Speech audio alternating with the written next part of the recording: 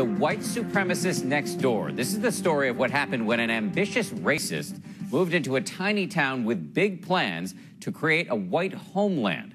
Wait until you see what happened next, and then what happened when my Nightline co-anchor Byron Pitts tried to interview the man at the center of the controversy. Leith, North Dakota. Blink and you might just miss it. 911, your emergency. The police right away. They're out there with guns. They're yelling at my husband. They've been yelling. Where are you? We're in Leith.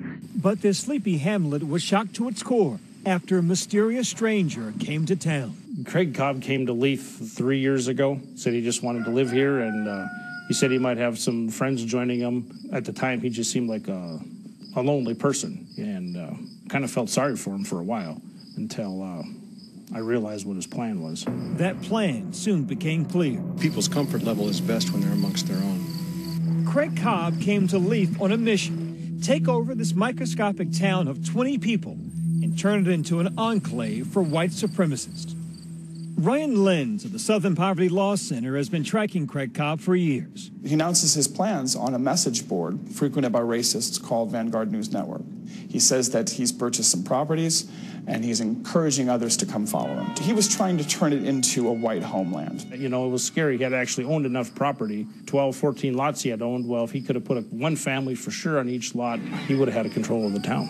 His campaign attracts national media attention. I'm prepared for anything. And support from the radical hate group, the National Socialist Movement. Their visit to Leith draws hundreds of protesters and becomes the subject of a documentary called Welcome to Leith, the once peaceful town.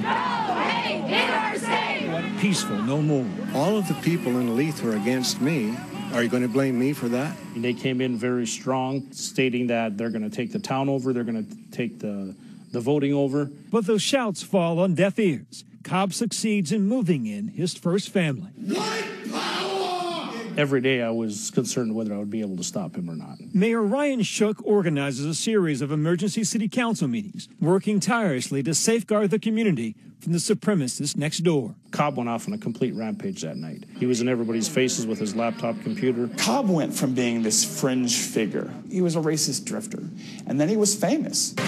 Today on a Trisha exclusive. In the middle of the confrontation, Cobb is challenged to take a DNA test to prove his white heritage. The results were revealed on the Trisha Goddard show.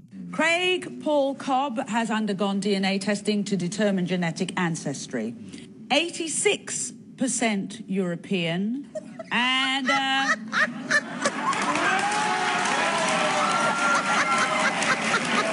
14% Sub-Saharan African.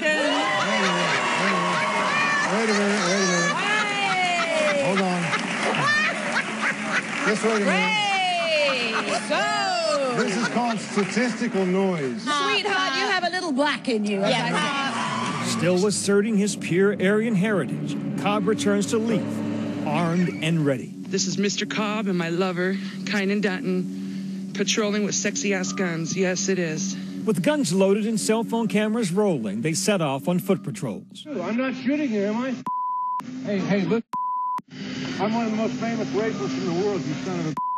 Residents of Leith take shelter in their homes, worried that Cobb and Dutton could turn violent. They have to fire the first. Yep. I fired the second Maybe the second and third. Cobb's placed under arrest in November of 2013 and charged with terrorizing and menacing his neighbors by the Grant County Sheriff's Department. He ultimately takes a plea deal, pleading guilty to one felony count of terrorizing and is placed on 4 years probation. We got through it.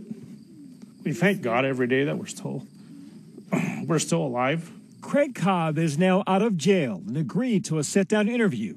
But when I landed, my producer told me there had been a change of plans. Welcome to lovely Minot, North Dakota. So just wanted to sort of give you the rundown of what happened while you were on the flight. Okay. So I got a call from Craig Cobb. He said, I hope that you're not sending a Negro presenter. And, you know, he said, I would almost rather talk to a Jew because then at least they would be intelligent. I just said, you know, essentially, we're looking forward to having a conversation with you. We really want to talk to you. And he pretty much ended the conversation there and used the N-word and said, I'm not going to talk to an N-word. So I think what we want to do is have you call him. Okay. I've interviewed my share of separatist and racist over the years, from David Duke, former Grand Wizard of the KKK, to 24-year-old Matt Heimbach, who's been called the future of organized hate in America. But none like this guy, Craig Cobb. Yet on the phone, I'm surprised by his friendly demeanor, so unlike the man we saw in the videos. This is Byron Pitts from ABC News. How are you this evening, sir? Thank you. Bye-bye. Maybe a change of heart. He was very gracious on the phone, sounded like a real gentleman, a reasonable man. Hello, sir. This is Byron Pitts.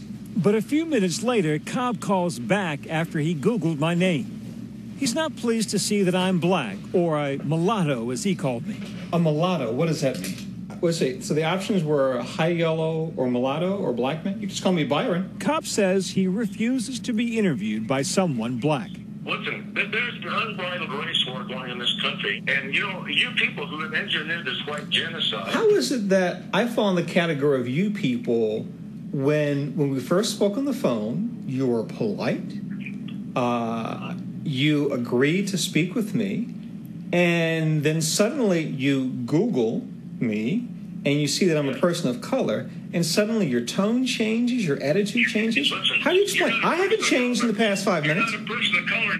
You're a you got it? You're a Is that right? Yeah, that's right. And let me tell you something else. You've asked me that question. Now let me ask you a question. Do you think for some reason that using those words offends me at all or bothers me at all? I mean, that would be like. I don't care if it does or not, Byron. I don't care. You do know that we don't like to be around black people, so ABC purposely tries to send two of them, you see?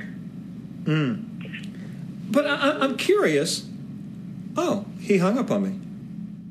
But Cobb goes one step further. He hangs up the phone and posts my number and picture on the white nationalist website, writing, "I don't think millionaire Negroes should be allowed to harass whites over religious beliefs, but maybe this is just the new South Africa, USA."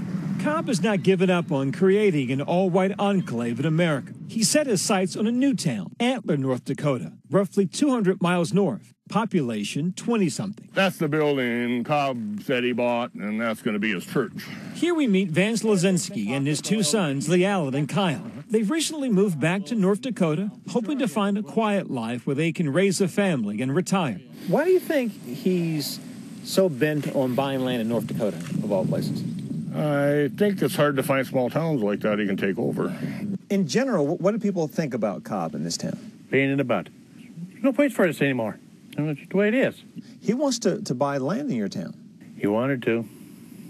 Wanted to, past tense. Not going to happen? Not going to happen. For now, the mayor says they have come up with a plan to keep Cobb out, and so far it's working. Back in Leith, Mayor Shook and the residents are busy starting over, casting Craig Cobb and his hate speech into the trash heap of history.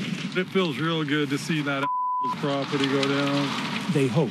Cobb will pose a threat every day until he's no longer in existence. For Nightline, I'm Byron Pitts in Antler, North Dakota.